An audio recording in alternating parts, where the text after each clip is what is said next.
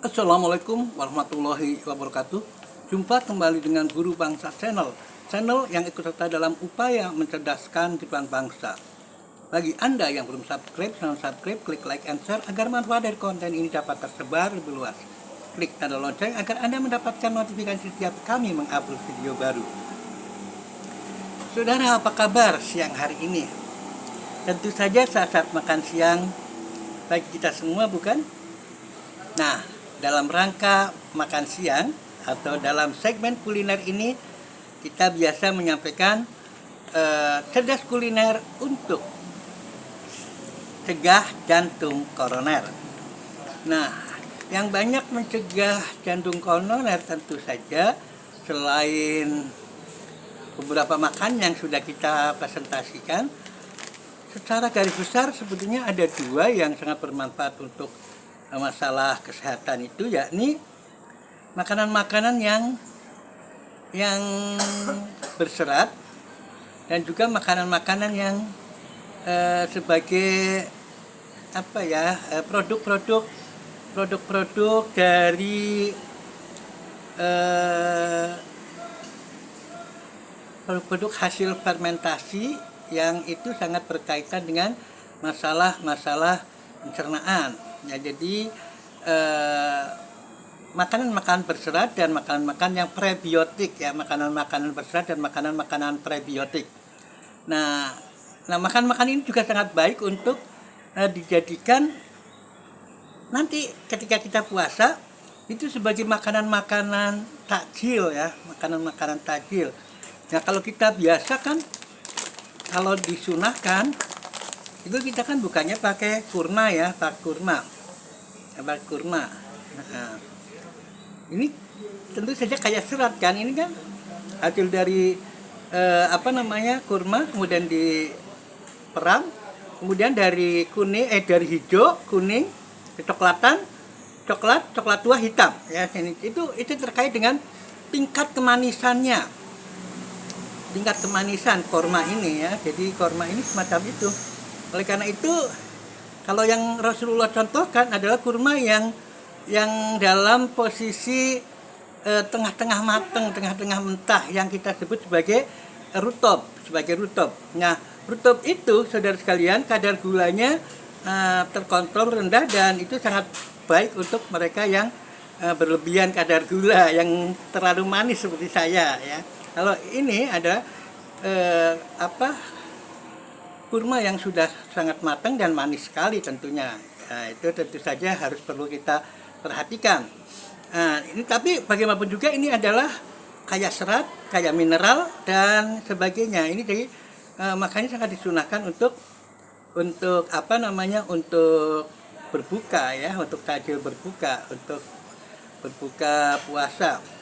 Nah, selain ini, saudara sekalian, kan tidak semua orang menemui kurma, atau tidak semua orang juga suka kurma, ya. Itu masalahnya juga, karena bagaimana juga makanan-makanan Indonesia itu kan yang pas untuk lidah Indonesia. Nah, untuk itu yang kaya serat lagi tentu saja adalah berbagai hasil-hasil buah-buahan atau sayur-sayuran, yang kalau untuk takjil misalnya adalah kolak itu, kolak pisang itu kaya akan serat, ya. Selain kaya akan serat, dia juga kaya akan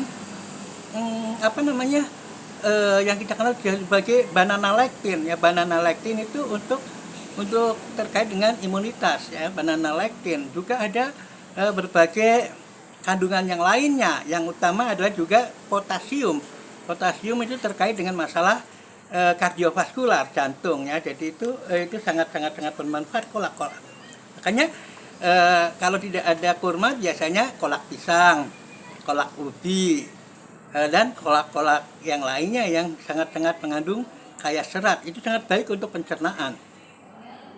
Selain itu, saudara sekalian, selain itu yang sangat juga bagus adalah yang mungkin kita kadang lupa adalah agar-agar itu kaya serat. Dia dari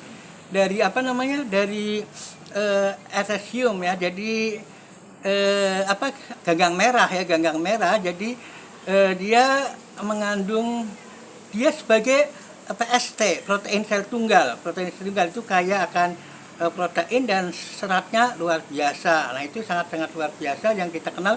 Ada yang sunflower ya, chlorella ya. Chlorella itu kalau ganggang hijau, tapi kalau yang untuk apa namanya, untuk agar-agar itu ganggang merah.